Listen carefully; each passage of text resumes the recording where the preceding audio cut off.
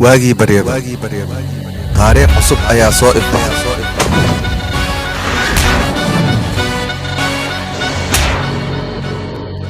دلا كستنا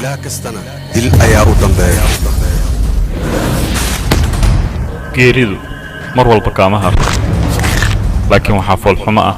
inaad si qaab dare ah aad u dhimato xayawaan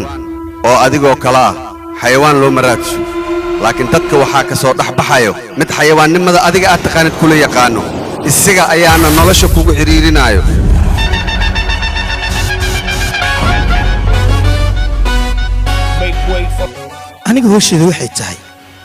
aniga hooshada waxay tahay dhoofin maxay tahay dhoofin aamus iga daba hadal yaa ku yiri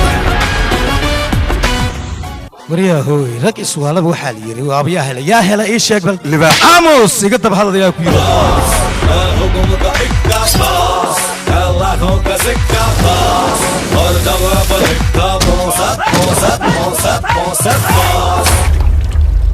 kakan iyo kuleelba aniga yaa biyo ka keena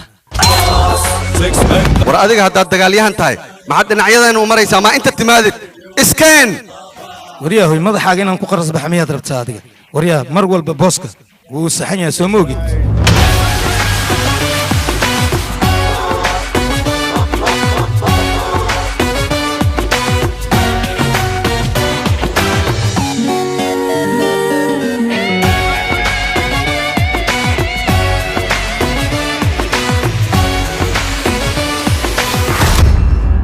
hadda